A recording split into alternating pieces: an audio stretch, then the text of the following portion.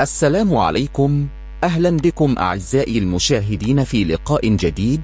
نجم الزمالك تلقى عرضا كبيرا للاحتراف، ورحيله سيهدد مستقبل الفريق. كشف الإعلامي محمد شبانة عن موقف أحمد سيد زيزو نجم الزمالك من الرحيل عن الفريق خلال فترة الانتقالات الصيفية القادمة. وأكد محمد شبانة في تصريحات عبر برنامج شعبي FM أن زيزو تلقى عرضا كبيرا من نادي الريان القطري، مؤكدا على أن هناك وفدا من الفريق القطري سيحضر للقاهرة خلال أيام للتفاوض مع الزمالك لضم زيزو.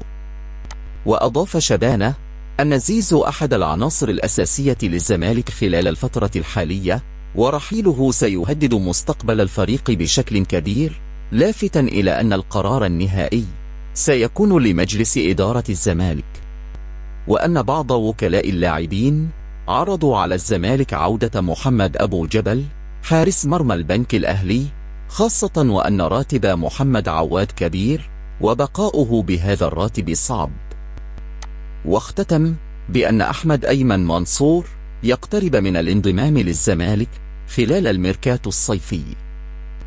شكرا على حسن استماعكم، والسلام عليكم.